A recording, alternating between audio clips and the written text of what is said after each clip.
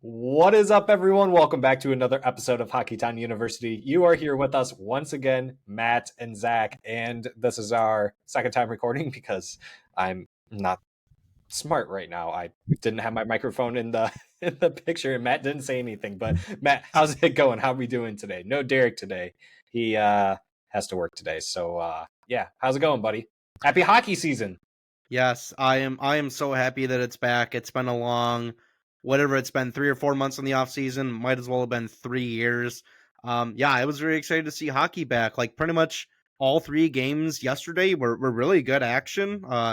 Yeah, we got some pretty early answers on some teams that we were kind of wondering like will Bedard kind of elevate the Blackhawks? They look pretty good. I mean, they definitely got outshot. I think Mrazek also kind of stood on his head a little bit, but Yeah, they he look did. good. I mean, Vegas, it doesn't seem like there's going to be a hangover for them. They came out the gates all cylinders firing. I mean, they look like the Knights of last year. Just everybody's dangerous. And Tampa, the goaltending is shaky, like we all thought it would be, but they are very much still Tampa. So Yeah. yeah, really good action. Really cool to see Bedard finally. I know we saw him in the preseason and he looked the part of an NHLer, but now that he's actually here, like I think you'd be hard pressed to say he's not the best player on the team. Like he's for sure the best player there. So I mean, I guess there's not much competition to be completely fair, but they look good. And yeah, we've got Red Wings starting tomorrow. I can barely contain my excitement. We're like literally I think less than 24 hours away until they start. So yes, I am more than excited to see them play. Yeah, buddy. Yeah. Yesterday's action was good. It was a first good day back. I mean, being able to watch hockey at 5:30 p.m. Eastern time was amazing. I love that the league is doing that. Hopefully they can continue doing that forward. I'm going to have to look at the schedule and see, but we prefer that. We love that. Yeah, Tampa still looks good even though they don't have Vasilevsky. Connor Bedard definitely elevates that team a lot. I mean, Taylor Hall and a couple other names definitely help that out. Um, it's going to be an interesting season for him. I think it's going to be a tough one. Um, I think though that next season will probably be we'll see a huge jump in his production. So, in terms of the Vegas Golden Knights, yeah, they definitely don't look like that they've slowed down at all. So, those are some teams that you got to keep an eye on, especially Chicago, since they won't be much like the other two teams that we just mentioned. And yeah, Pittsburgh, figure it out. You just did all that for Eric Carlson. But no, thank you for coming back once again, everyone. We definitely appreciate it. If you guys are so kind, if you're new, make sure you're hitting that subscribe button. Make sure you are hitting that thumbs up button. Makes us all loud and proud and makes us smile. We like it. All right, Matt. How about we get into some action, right? Around the league news. Yes, sir. Let's do it. All right. So, first thing on the agenda. This one's kind of relevant for us in a way for a specific player that plays on defense for us. Rasmus Dahlin signs an 8-year, $11 million extension with the Buffalo Sabres. Initial reaction to his contract, and then we'll discuss further about one of our players. Well, this is another one of those contracts where you look at it and you definitely get a little bit of sticker shock when you read the 11 million. I mean, we've said it to death on this show, but like once the cap goes up, which I think it should be like 3 or 4 million next year, it's like this contract is going to kind of round into form and look a little bit better. I kind of hate using that excuse of all the caps going up to justify stuff. Like it's still going to be $11 million. You're paying a player for what is it, 7 or 8 years? Let me see. Yeah, it's 8 years. So yeah, I mean, Darlene I think he's deserving of that money. To be honest with you, like he's a number one pick. Yeah. Last year he had, I mean, he was close to a point per game player, and like not like the Eric Carlson point per game. Like he actually plays defense, so like you've got that side of it too. So like yeah, for sure he's a number one D man. He quarterbacks their power play. Like he does everything for them. Like he's the franchise guy that we all thought and knew that he would be. So very deserving for him. I know that you want to kind of relate it to Seider, and I don't really Yeah, know. I do. Yeah. Yeah, I know. I'm jumping ahead of you a little bit. No, you took it from me, but yeah, I do want to compare it to Seider. So let's talk about that. Yeah.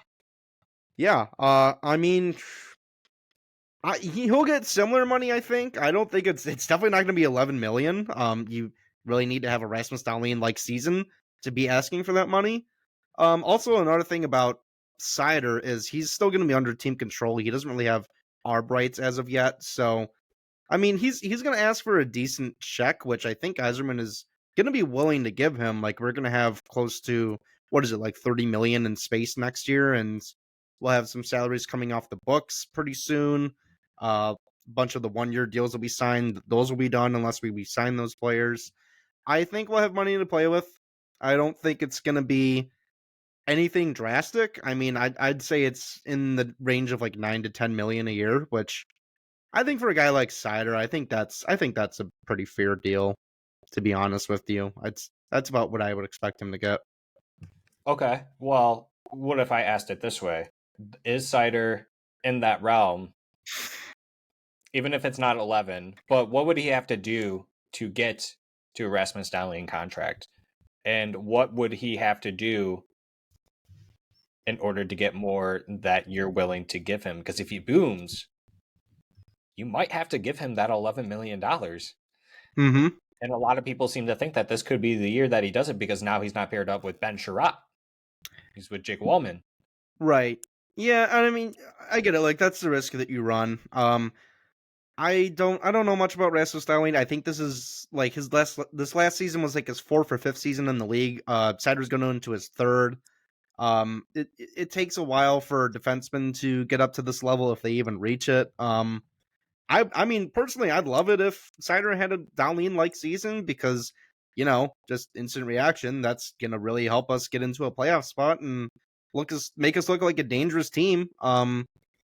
Yeah, that is the risk that you run though. But I think if like he's popping off and he's getting that 60 to 70 points this year, I mean, you gotta pay him what he's worth. Like, contracts that are signed in the NHL, it's usually based off of like what have you done for me lately, not what did you do in the past, That's why like some players will get like a 80, 90 point season, but when they're in the contract year and they don't get that they get paid for what they did. So yeah, I mean that doesn't really seem like a problem to me, to be honest. Like this team has money, and I think we'll pay him what he wants because it's a lot better to overpay him than lose him, in my opinion. Yeah, I mean, neither player. And I'm just going to start with what you ended with. I don't think whether if you're Buffalo or if you're Detroit, I don't think you ever had to worry that you were going to lose either one of those players. I mean, they Yeah, both have RFA status, right? I mean, there is the opportunity where they don't play for you because you don't give them a good enough deal, right? So that's always something that you got to be aware of. And so, yeah, if you have to overpay because he's still a young player in terms talking about Seider. Still a young player. Same thing with Rasmus Dahlin, though. He's a young player, and yeah, you're right. He's been in the league for 5 years. So would Seider have to put up a 73-point season like Rasmus Dahlin did last year to get $11 million? I guess just a short answer, yes or no, from you. I mean, in my mind, I don't really see how else he's going to get that money. Like Eiserman has kind of displayed that he's not really willing to pay to like overpay players. I mean, you saw it with the Larkin negotiation, how it took Right. that long. I mean, there's also some GMs in the league. I mean, I don't know if Eiserman is one of them, but it kind of seems to me that he is. That like they say, all right, this is our highest paid player. His name is Dylan Larkin. He's the captain. No one makes more than him. So he could also whip out that argument too. He's like, well, you think you're better than the captain, our best player? You want to make more than him? Why don't you go out and prove it for me, man? So And I think, yeah, and I think that that's Eiserman's biggest argument. And I'm sure he used that when speaking with Alex DeBrincat's agent, right? And Alex DeBrincat, whoever oh he yeah. spoke with, right? That I can't pay you more than my captain, especially when I have all these young players that I still have to sign. That's including Raymond outside of Seider. So, do I think Seider is going to get 11 million? No, but it's kind of also contradicting what I have for our bold prediction, or at least one of mine. Um, if he gets 73, I don't think Eiserman would be willing to just give him 11 just because the argument is, well, Rasmus Dahlin got it. Yeah. Well, how about we give you 9.5? We pay you what someone like Seth Jones makes. I'm pretty sure he makes 9.5 or like $9 million. Yeah, it's around that. I think that that's more than fair. That's still a lot of money, and if you give him the 8 years now for Seider, I think he's 22. Yeah. That puts him to 30. Yep. You could sign him for another 6 years after that, and Yeah. pay him relatively the same amount because the cap by then will be $20 million higher than it is right now. You just never really Probably. know. Yeah. And so, and you really never know. Maybe Seider is willing to take something that is the same amount, maybe less than what Larkin makes. I don't foresee that happening, but I wouldn't be shocked if it did happen. Larkin makes little over 8.7.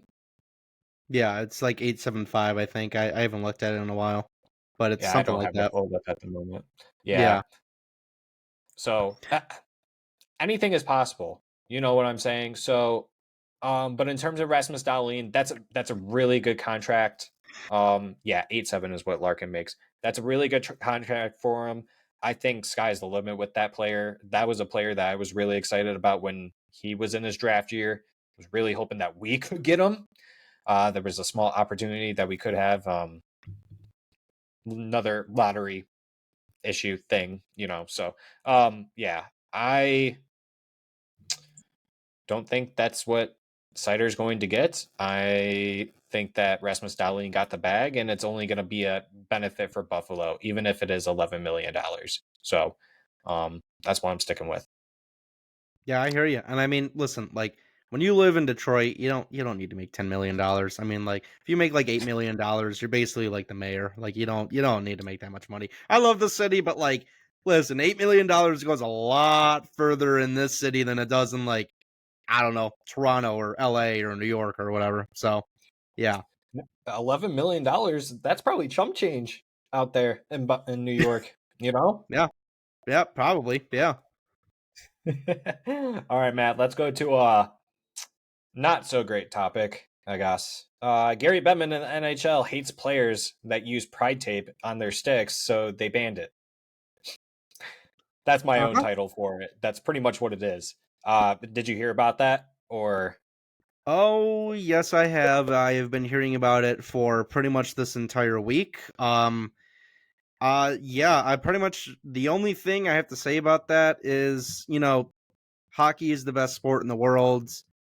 The NHL is the worst league in the world. Like this is just I wish I could be surprised that they did something like this. But to be completely honest with you, I don't know if I can be. I really can't. Like it's just like I see this happen and I'm like, ha, classic Bettman, just absolutely killing his value in the NHL. I mean, this is a league that has like since signing the ESPN deal, they were taking a few steps forward. Then they do the Fanatics deal, and now this. And I mean, I'm leaving out a lot of stuff too, but they've just been taking gigantic leaps back. Like, yeah, I mean, we've already talked about it here, like the MLS going above the NHL.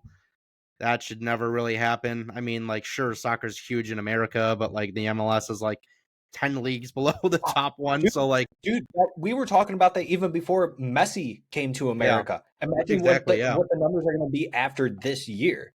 It's going to Yeah. be dramatically higher than the NHL. Yeah. I think it already is, to be honest. I mean, it's at least trending that way.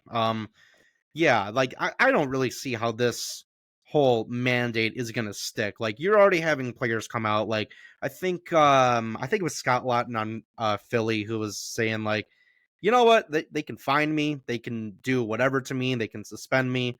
I'm gonna use the tape. And then you got John Demero, who I don't know where he plays for. I think he's still in Minnesota, but he's like, yeah, you know what? Like, I'll still be involved in the LGBTQ community.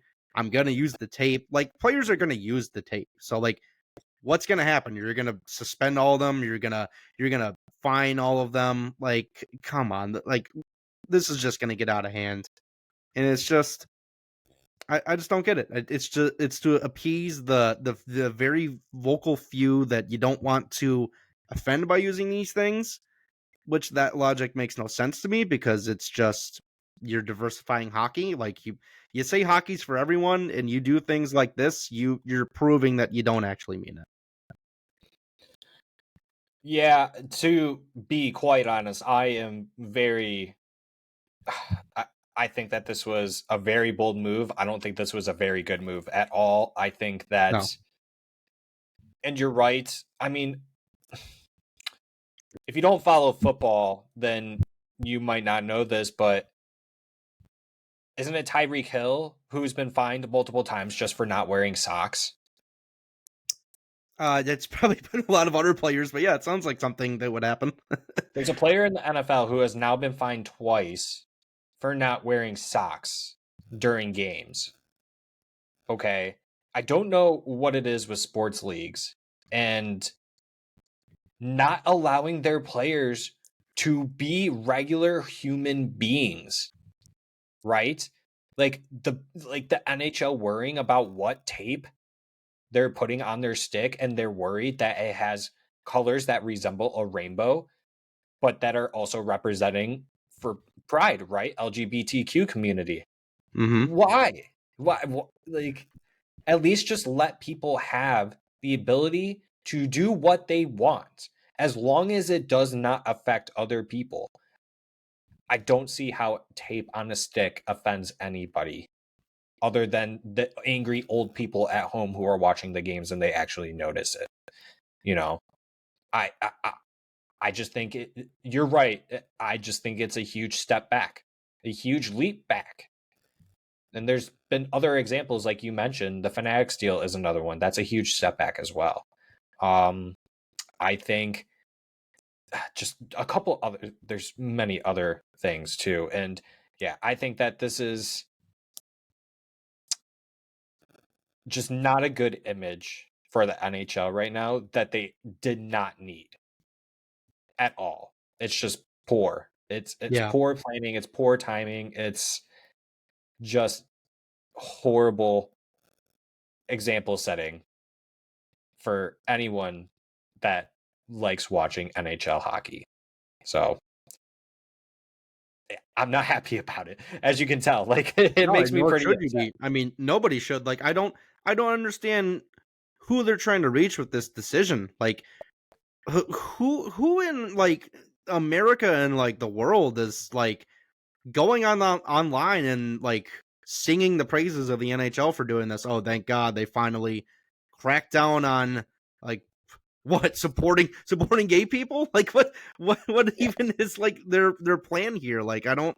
You are infinitely like it's infinitely more beneficial for you to side with these groups. I don't understand why they're just shooting themselves in the foot like this. It's like that meme of like the kid on the bicycle who like puts a stick in the spoke and like falls off the bike. They're like, "Oh my god, why would someone do this?" Like they just continually shoot themselves in the foot and it's I Yeah. I don't understand it. I really don't. But to be honest with you, this is something that I think the players, the coaches, hell, even the general managers around the league, like they can choose to ignore this. Like it's like I said, like if everybody wears the tape or like puts a tape on the stick, like what if one team in the NHL, every single player does it? You're gonna fine every single player on the team? Give me a They probably break. would. They I probably mean, they would. probably would, but like Jesus, They're like give itching me for a money. We break. all know that. They're itching for money. Yeah. Well, I can see why. I mean, of all these terrible ass decisions. Yeah. No So kidding. Yeah. All right, Matt. I think we can move on. That's it for us on the Around the League news. So let's kind of talk about some Red Wings news, which we'll start off with obviously the community tab top 15 U23 prospect pipeline.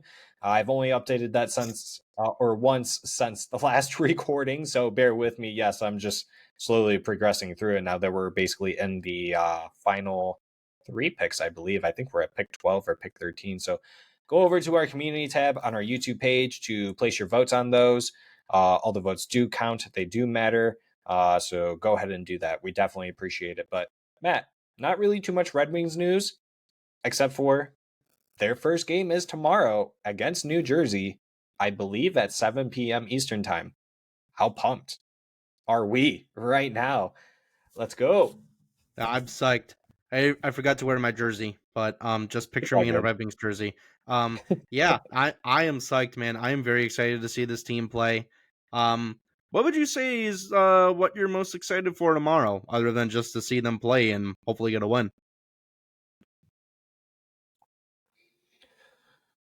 I think I'm most excited just for, oh man, I don't know. All of it. Honestly, I don't think that there's Yeah, one specific thing that I love more than the other. I mean, I love hearing kind of mixed voices.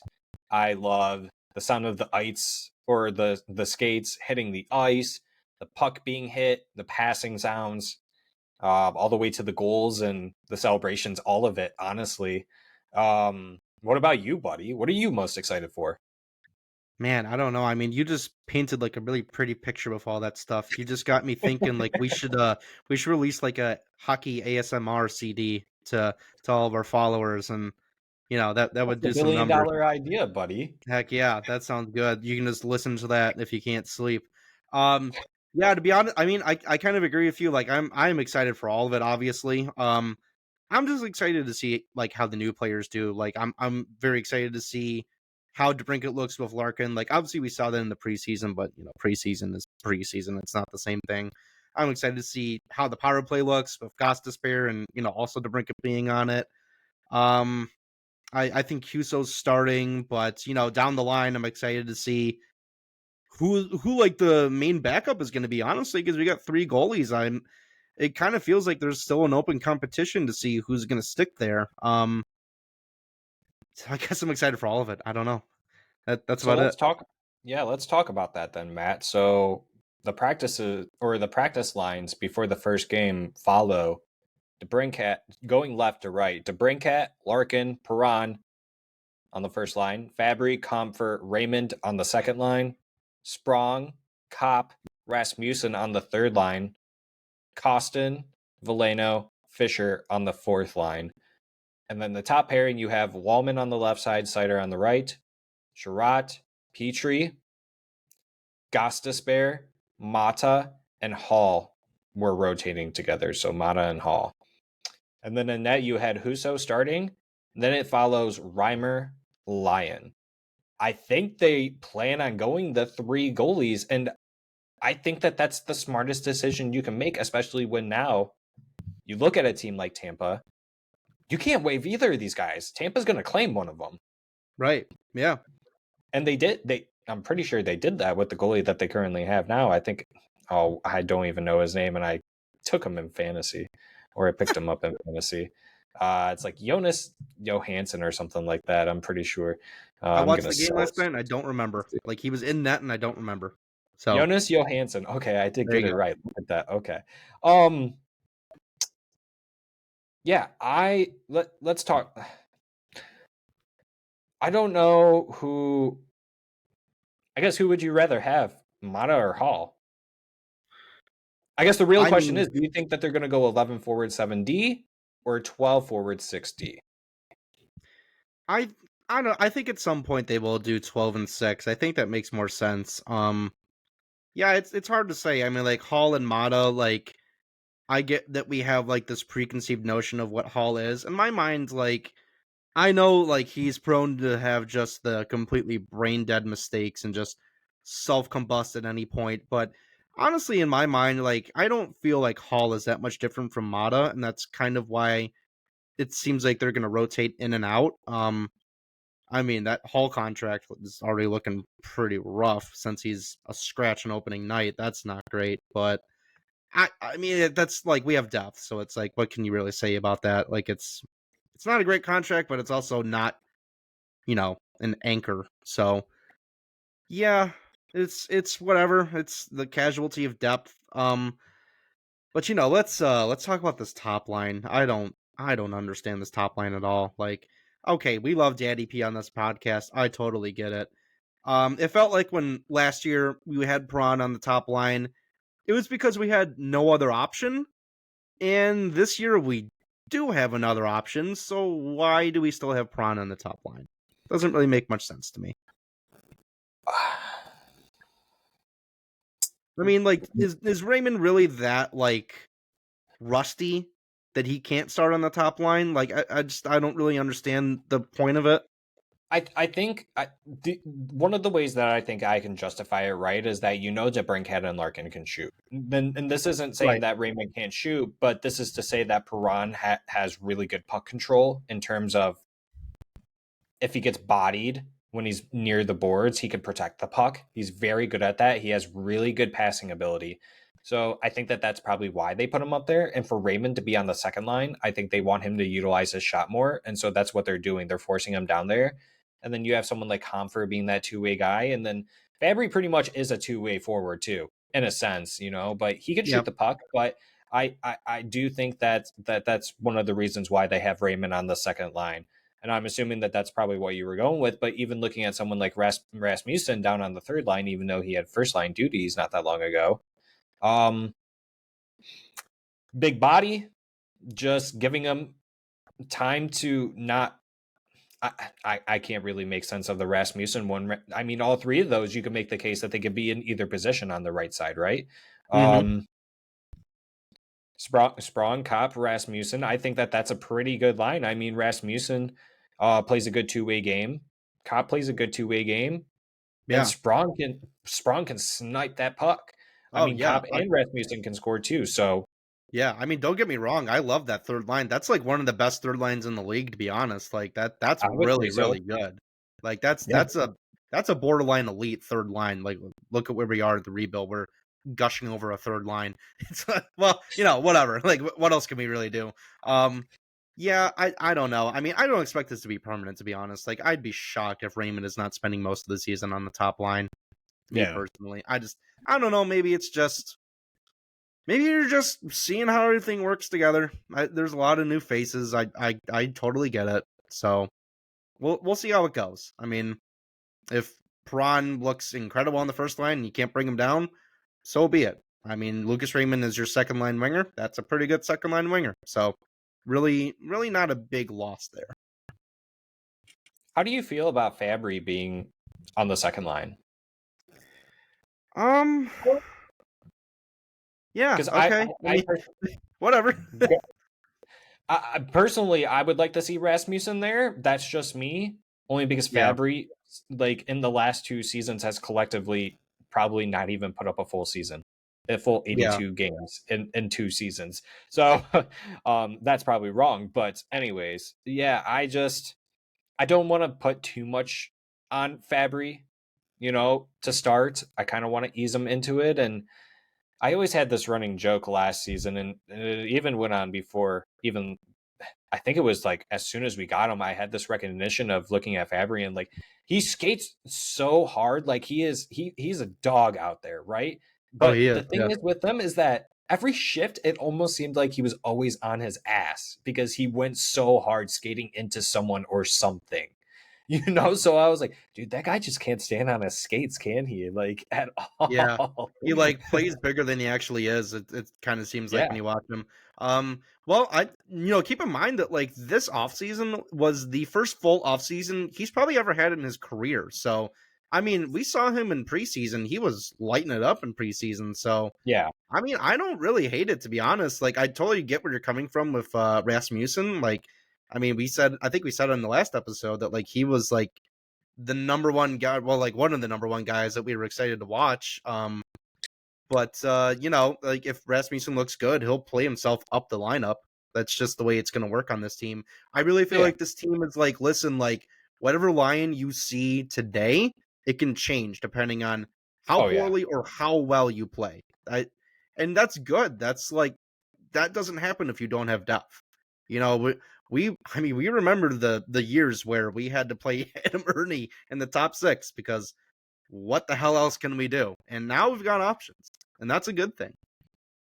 No, you're right. I think that it is a good thing, right? It does show that we have depth and we have the ability to be versatile, right? So, For sure. um, yeah, a week from now, Raymond definitely could be on the top line. Rasmussen could be on the top line. You just never really know. It all depends on Lalone's feelings that day and what Hmm. he ate for breakfast, I think, and if he Could drank all be. of his coffee or half of it. It could be, whoever was the first player to respond to his good morning text. You never know. Yeah. It's just whatever it is. Oh man. All right. So you think that they're gonna go 12-6. Well, I personally think that they're probably gonna go 11-7, only because I was saying this earlier to my buddy Jeff that at the start of the season, goaltenders, not saying that goaltenders can't be hot at the start of the season, right? Where they don't let in more than 3 goals or less than 3 goals, I mean. Hmm. So I think if they have a more of a rotation in defense, that might help out Huso a little bit. I could be completely wrong, but I think that they might go 11-7. So Yeah, I hear where you're coming from with that. I mean, honestly, like whatever happens, I know this team is going to be very like defensively responsible. That's just the way the Lalone plays, and you kind of see that with the lineup the way it is with 7D. So I think no matter who's in front of Huso, like they're gonna make sure they protect him. Like there's really gonna be no like defensive black holes on this team. I don't think. hopefully not. I, well, let let I do know of one. I do know of one. right, right, Well, we right. won't mention him yet because he hasn't done anything yet, so we won't mention him yet. But We'll give him the yeah, benefit of the doubt yeah, for I think sure. everyone in the audience knows who we're talking about, so we can just leave it at that. Let's talk about the power play units at practice as well. So you had Perron at net front, Larkin on the bumper, DeBrincat, Ghost Bear on the flanks, and then Seider at the point. And then for the second power play, you had Fabry at net front, Comfer on the bumper, Sprong Raymond on the flanks, and then Petrie on the point. I'm Hmm. not I don't really have much to say on these. I think that these are more than fine. Yeah, Um the only thing is that I'm surprised about, I guess, would be Petrie on the second units. Not because I don't think that he would be good at it, but I guess I'm just surprised that they don't have Wallman on there. I thought that they would really like having Wallman on a power play yeah. unit, but once again, that's depth for you. So Yeah. I I, mean I that really that second unit really intrigues me. I think that'd actually be a pretty good unit, to be honest with you. I really like that. yeah, you got Sprong with a booming shot. You got Raymond, who's a pretty good passer. He could shoot as well. Comfort passing. Fabry, he's got a shot too, but he knows how to Hmm. annoy the goaltender, I'm sure. And then Yeah. Petrie as well. Just booming clapper. Put him in the net. So yeah, I'm very interested to watch that one as well. I just really hope that we have a lot of power plays and that we Yeah. convert on these, or else But one of I my think bold they predictions won't come true. I think they look at that because Petrie was playing power play in Montreal, and I don't know if he was doing it in Pittsburgh too, but Probably on the second unit. he played power play in Montreal. So I think they're looking at him, they're just saying like, okay, well, like we don't want you to be like the guy, but like you've done it before, like you can do it again. So I think that's why they're going with him. Yeah, no, I really don't have a problem with it. I guess I'm Just surprised. just a little surprised, I guess. Yeah, Yeah. I am, but I'm not. Yeah. I think if anything were to happen to Petrie, obviously, then we'd probably see Wallman in that scenario. So, all right, Matt, let's go into our main topics. And I have a question for you before we actually go into the main topic. What do the Red Wings need to do against a top New Jersey Devils team going into their home arena tomorrow on Thursday at 7 p.m.? well, New Jersey to me is a team that's, I mean, they've got shooters everywhere. Like you've got Jack Hughes, Nico Hischier, Jesper Bratt. I mean, they got Tyler Toffoli now, the new addition from Calgary. Yeah. They've got to just they got to play a smart game defensively. That's what they have to do. They really have to. I mean, I'm not saying like they have to sit in their own zone and like not press the attack at all, but like they've really got to make sure that like there's no dumb turnovers. Every pass has a plan. You've got to like be on your game when you play the Devils. Like this is a team that we haven't done our Stanley Cup predictions yet, but like I could see this team winning the cup this year. They are stacked top to bottom. I guess really only goaltending is a question mark, but I mean we'll see how that plays out. Yeah, you've really got to be on your game. They've just got to they've got to be awake. Really, they got to play like they got to play like they haven't taken 4 or 5 months off or whatever. So not always easy to do, but that's what they have to do. No, I'm right there with you. You got to play like you've already been playing for the last like month and a half or so, right? You got to have your skates on, ready to go. you have to play solid defensively against a team like this. You're right. NHL 24 even did a mock uh postseason of the playoffs, and it actually had New Jersey up against the Edmonton Oilers in the finals, and New Jersey won. Yep. So, but goaltending is their biggest question mark. You might also say maybe a little bit on the defensive side, but with the addition of Luke Hughes and you also have Dougie Hamilton, that's pretty good defense right there. Mm-hmm. But for the Red Wings, in terms of what they need to do is, yeah, you need to shut down New Jersey's forwards because they have a lot of big names. Timo Meyer, Jack Hughes, Jesper Bratt, Nico Hischier, Andre Palat. You said Tyler Toffoli, Eric Halla, even if you want to throw him out there. And then you have young guns like Alexander Holtz and Dawson Mercer. Like, this is a Yep. very deep team. I didn't even mention them. Yeah. And this is basically almost what Yzerman is kind of building right now, right? Is that you're going to have Mm-hmm. players like a Dylan Larkin, who's a little bit older, but then you're going to have all these young players who are on such cheap contracts that you can afford to sign players like Larkin and other free agents that might be coming in a little bit more because you have no money tied up to your good young players yet. So that's hopefully us in the future. But yeah, you have to play strong defense, and the opportunities will come with that, right? And then you gotta have a good penalty or a good power play. You have to have a good power play. That has to start clicking right out the gate, or else we're just gonna start falling potentially down a rabbit hole. Hopefully that's not the case, and I'm kind of speaking ill on it already, even though the first game hasn't started yet. But yeah, going up against a powerhouse like New Jersey, you have to start off strong, and that sets an example going forward. So really looking forward to that, and I think that that's the recipe for a successful dub against New Jersey Devils for sure, Matt. So that was really long-winded answer on my end, but let's go ahead and jump into the bold predictions for the season. Matt, Derek, and myself all came up with 3 bold predictions. We're just going to speak our piece on them, obviously, and say if we think it's possible or if it's not, or just kind of discuss it a little bit. So let's should we start with Derek's? Or his so spicy to the point that we should leave for the end? Oh yeah, probably should leave that for the end. Stay tuned because it's something. All right, we'll start with mine then. I don't think mine are too out of the ordinary. Yours are kind of more in the middle. It's kind of like a nice sandwich, Mhm. you know. So ice Yeah, cream sandwich. nice crazy That's sandwich. Yeah. all right. So my first one that I have here, Moritz Seider will get 25 power play points this season. And I put this one down as a bold prediction because last season he had 18.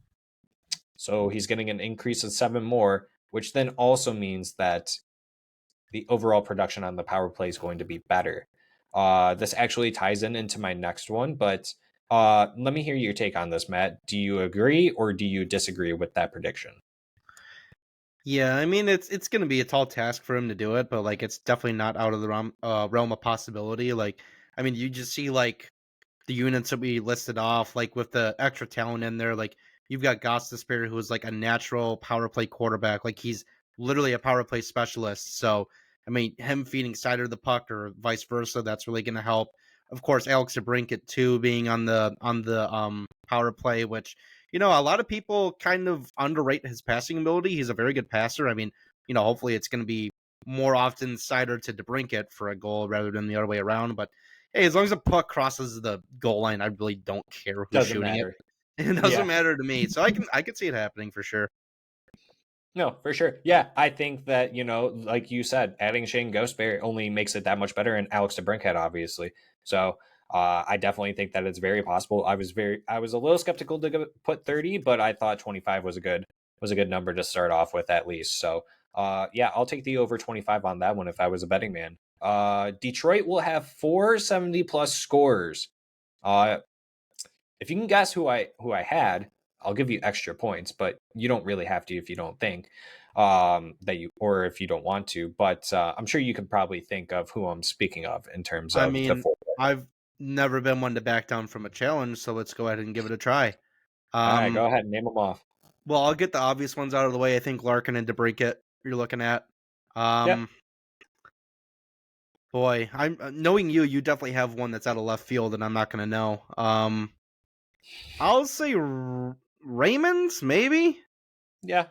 I don't know if you said him, but that's the only other person I could see. And then I'll say Seider. How about that?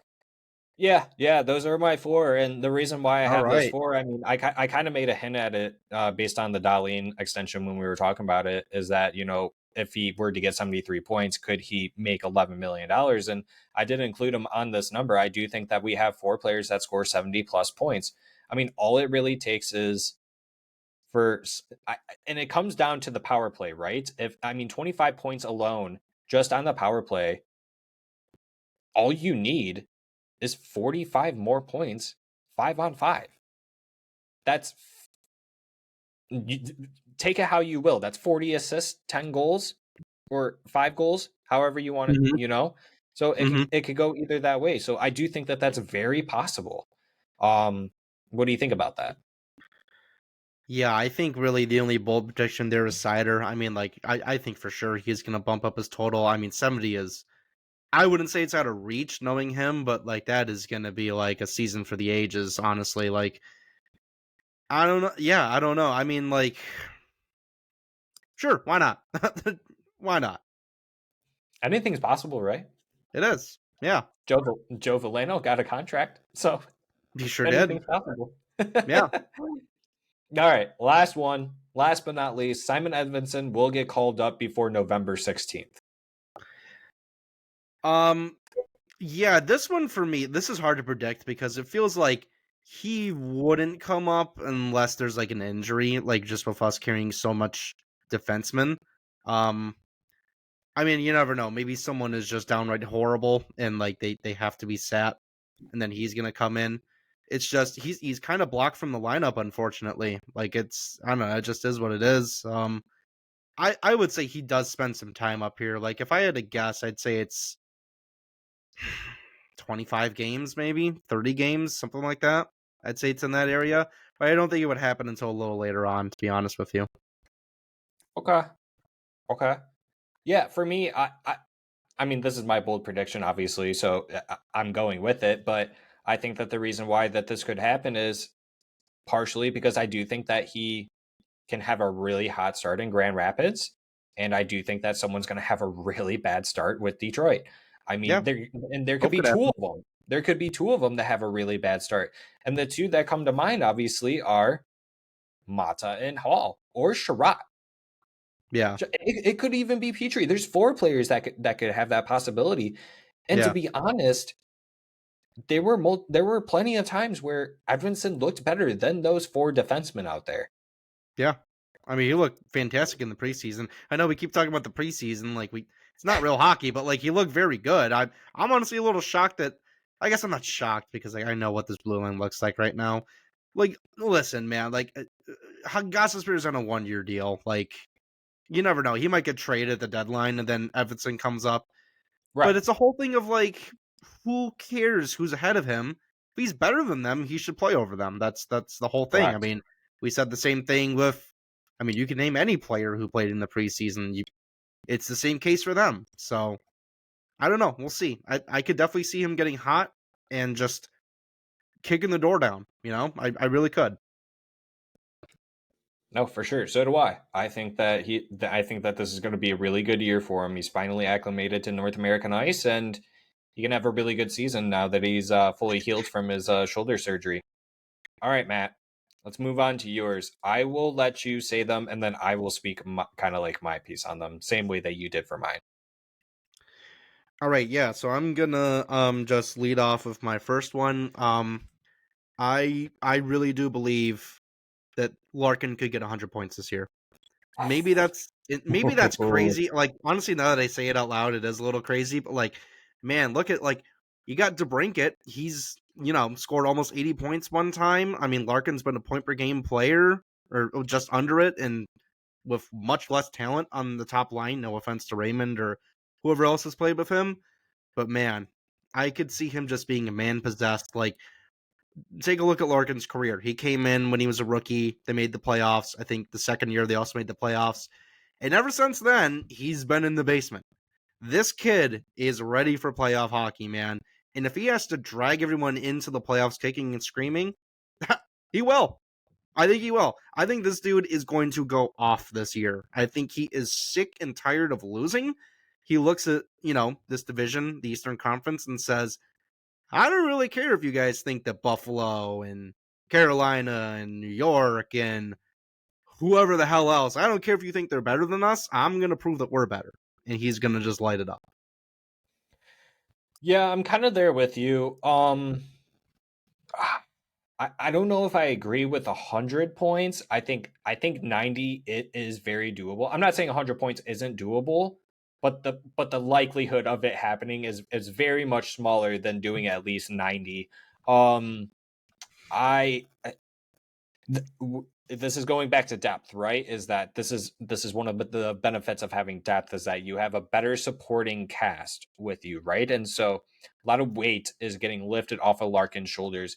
And yeah, you're right. I think having the edge of NHL hockey sphere, whether that's on social media or just media outlets, just talking about how Buffalo, Ottawa, Boston's still in it. I mean, these teams that are ahead of us, right? I think Larkin definitely has a little bit of a chip on his shoulder, knowing that he has a lot more talent surrounding him to fully fledged take this team into a playoff spot.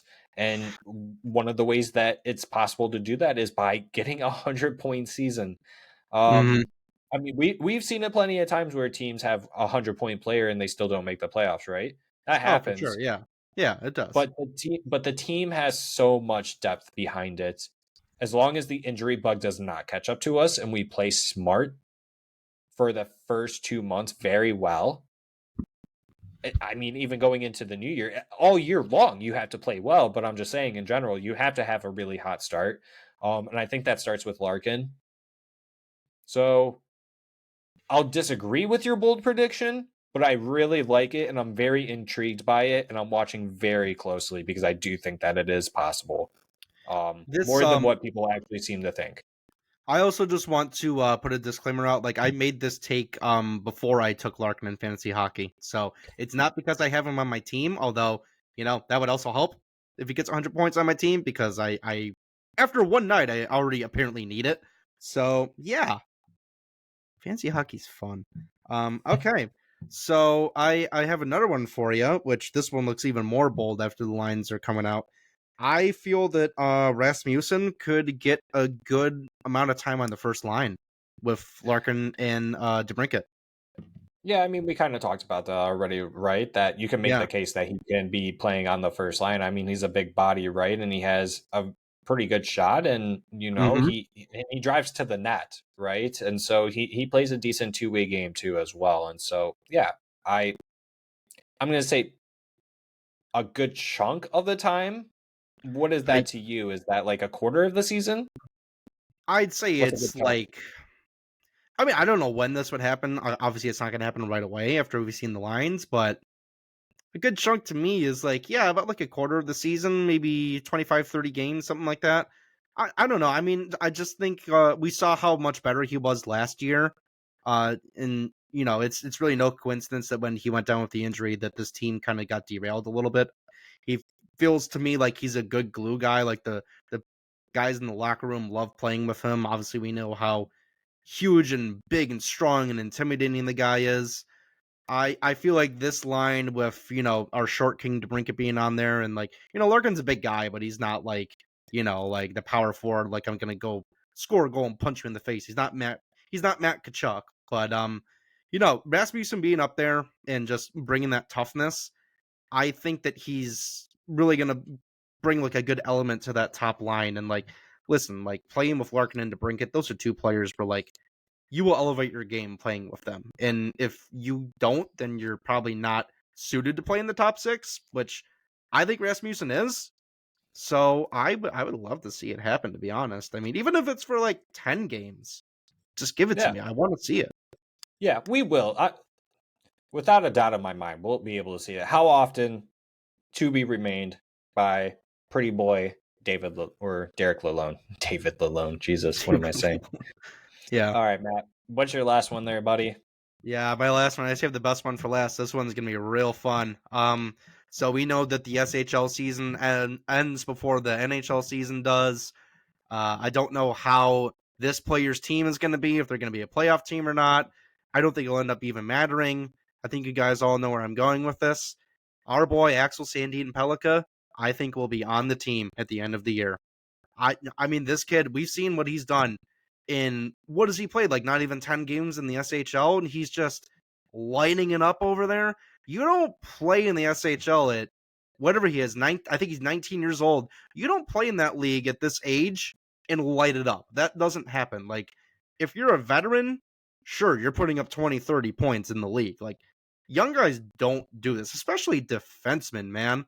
They don't do this. Like, this kid's the real deal. His name is not James Neal, but he is the real deal. Like, He is the real deal. I don't see how you couldn't give this guy a look at the end of the year if you have the potential to. Like, if he keeps up what he's doing, man, oh man, I am so excited to see him. I'm going to disagree with you. I don't Why? think that it's going to happen, only because I think we make the playoffs. This is a bold prediction inside of a bold prediction that we make the playoffs and we don't have a spot for him, so we just let him cook in Grand Rapids Griffins and he plays the playoffs with them. Hey, well, you know, I mean, I could have gone even crazier with it and say we make the playoffs, but dude, even if that does happen and we are in a playoff spot, like, I mean, this kid's a real deal. I don't know really how else to say it. Like, he is No, he lighting is. it up in Sweden. Like, Yeah. you watch this kid play and like, okay, sure, like the one thing you could say is like, well, you know, he's playing on bigger ice. Like, is he going to come to North America and play on smaller ice right away and still be able to do everything that he's doing?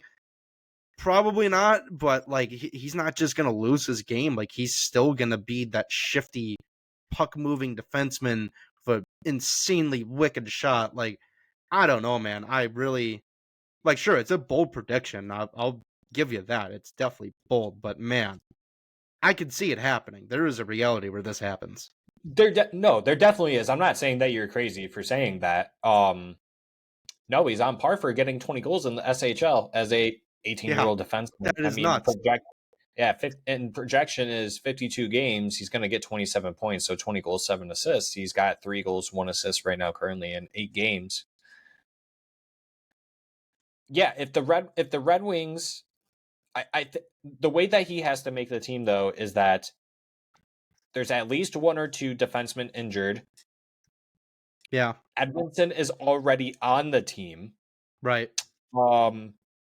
And you're not a playoff team and you sold off some players. So you already have a Right. couple injuries. You might have already traded Ghost Bear. Edmondson's already on the squad. And then you feel like it's necessary. We just want to give him 9 games. That would a lot of that probably has to happen. I mean, one of those things only has to happen. Who knows? It could I be. really don't. I kind of look at it as like, I mean, I know this is like a little bit different because like I look at it like Toronto going into the playoffs and they brought Nyes in. Like, I know Nyes is a forward, so like there's more room to bring a forward in, but like Nyes was the same case where like he lit it up in college and they were like, well, listen, like this kid like may be able to help us in the playoffs. Let's bring him in and see what he can do. And like he scored in the playoffs too and chipped in a few more points. Like, I feel like Sandin Pellikka is that special of a player where the Red Wings could look at him and be like, listen, we're lacking something on this blue line. We don't have that, you know, puck moving offensive defenseman. I don't know. Maybe they won't say that, but like they may be looking at and just like, hey, can this kid come in and just be dynamic right away and give us the little extra juice we're looking for? Dude, I think he can. He's a real deal. How did 17 teams get it wrong? You know, that's what I'm Well, saying. yeah, who knows? I mean, that's what happens when you have great scouting staff, you know, Chris Draper Yeah, and exactly. co. So no, but there's a world, but it's a bold take for sure. Not out of the world, but it's a bold one. That's a good one though, Matt. Yeah, All right, let's go into Derek's, and his are very spicy. So they sure hope are. you uh hope you guys are ready. Red Wings come up with 100-point season, landing them in third place in the Atlantic Division. Derek, that is very spicy. I'm, I, the only way that I see that happening, Boston doesn't live up to not having the center depth, which I don't find it. I think they're still going to be good. They still have two really good goalies. They still have Pasternak and Marchand, so I think they're going to be good. Just because Vasilevsky's out, I think Tampa's still going to be right in there. You got the Sens, you got the Sabres, Florida. That comes down to their goaltending. Derek, I don't know what you were smoking, but it's a no for me, dog. What about you, Matt? What do you think? You think that this is possible or no? How bold is this prediction?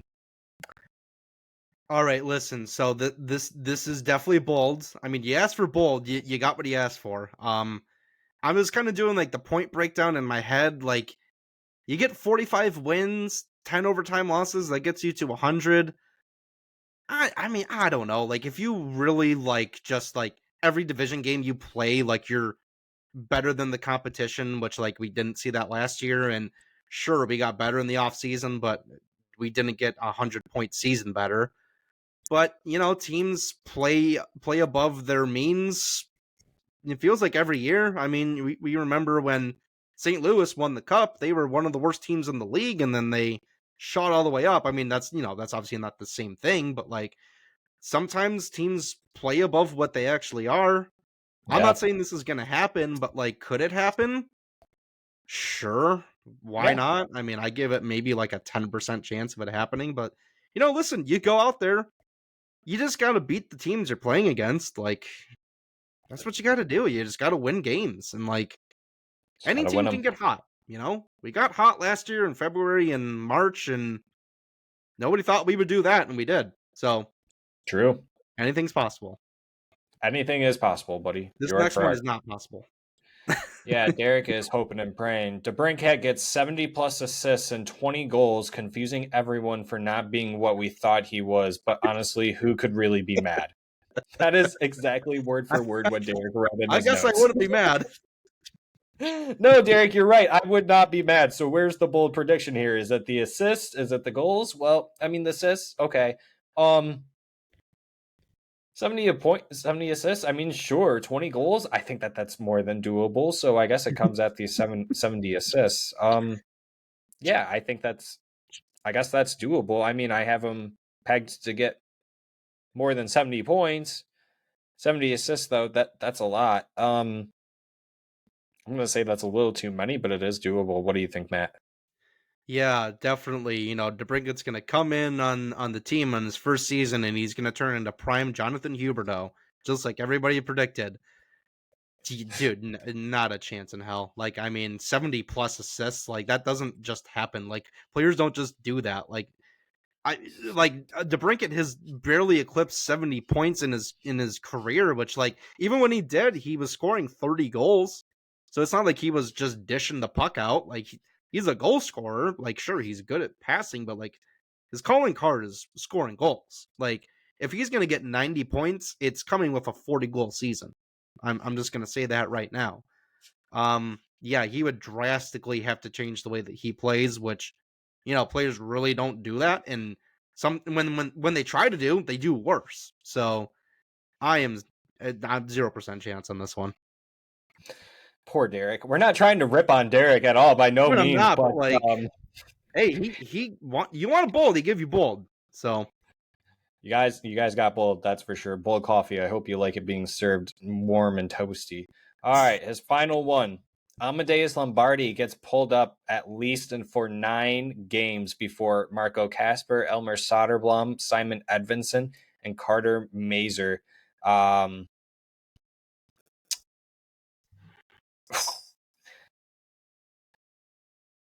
I so you're calling okay. You would call up Casper because there's an injury in your middle six. I think that's the only reason why you're calling up Casper. I mm-hmm.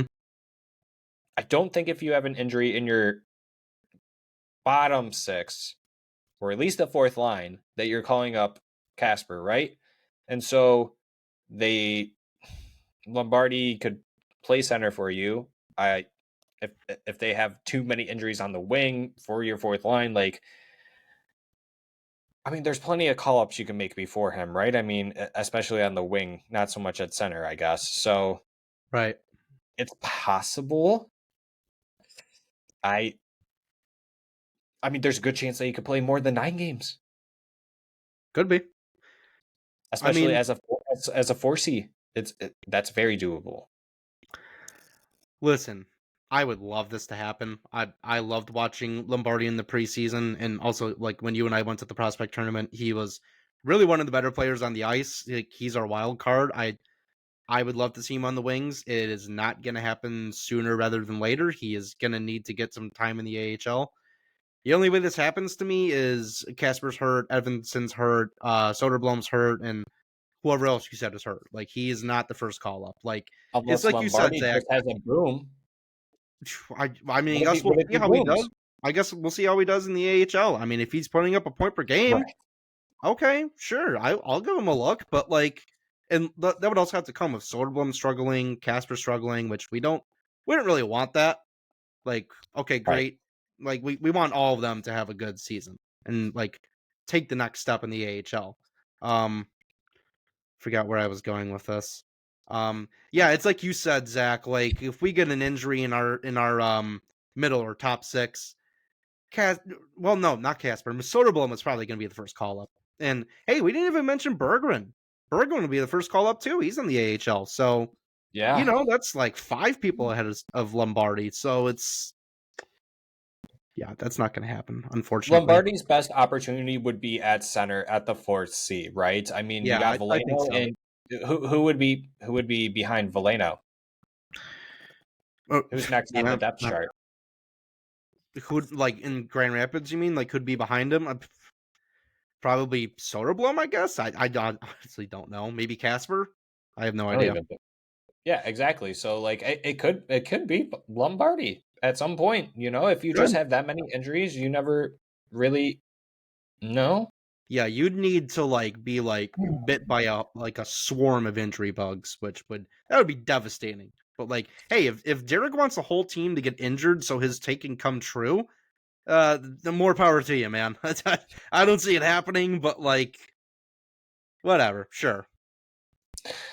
Yeah, I mean the world works in mysterious ways. Derek could definitely get his way for once in a while. So who knows? Good. Maybe this bold prediction comes true.